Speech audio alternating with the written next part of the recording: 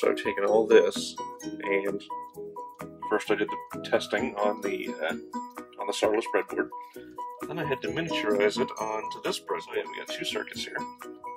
This one with the green wires for the rooftop flasher, and this one here is for the dual flasher, which is these guys right here, and then this is just for my testing to make sure everything's working.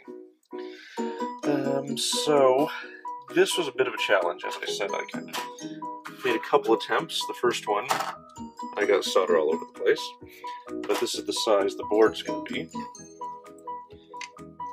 And yeah, even then it's going to be tight, so I'm going to have some fitting to do. So this guy is going to be trimmed way down. Yeah. So here we are.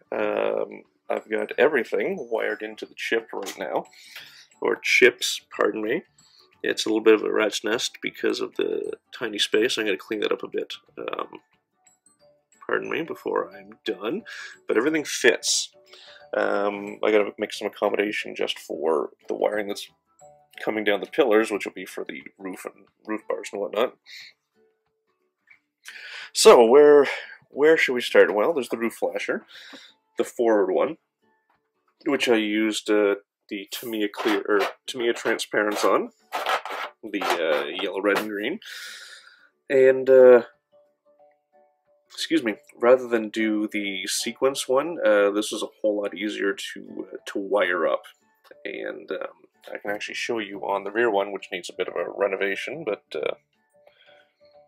essentially what I did is the outermost LED, I ran the leads all the way down, and then the small leads, or excuse me, the leads for the other two, or per side, I spliced in. And this one needs a bit of work. I'm having a little bit of trouble with the connections on it, but we'll get that fixed. Anyway, so the second one came out much better, much cleaner. So essentially, here we are. Like I said, everything's full up. Everything works, which is exactly what we wanted. From the little bumper strobe, the roof light works. The sideboard, unfortunately, even with the hot spots and the non-illuminating G and S, that's okay though. I can live with that. And of course, there's the rear end with the taillights and the two working license plate lights, but they don't illuminate much. So yeah, we got quite a lot done here, and yeah, so this needs to dry. I need to give it a second coat before I can seal it up. Once it's sealed, it's going onto the car, so I can get the harness run. I'll finish doing this guy, and then mount it, and I'm going to run the harnessing down the two brackets and into the existing hole. I don't like pointing out my mistakes, but I'm going to do it anyway.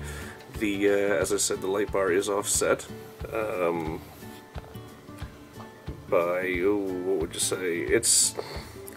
It's not much, maybe a 1/16 or an 1/8 of an inch. She's coming along nicely. All that's left now is the rear light bar. This actually isn't mounted, I just threw it on there. But with lessons I learned from the previous one, what I'm going to do this time is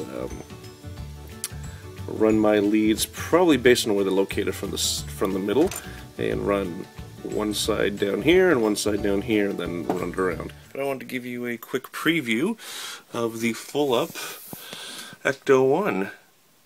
I mean, I've got final assembly to do, but there she is. All the lights are functional the way we want. And, so let me get rid of the, well, I guess shadow's okay. But yeah, I wanted to show you where we're at. Very happy with it. Like I said, I still got light blocking to do there and on the other side, but that's not the end of the world. So I would say success.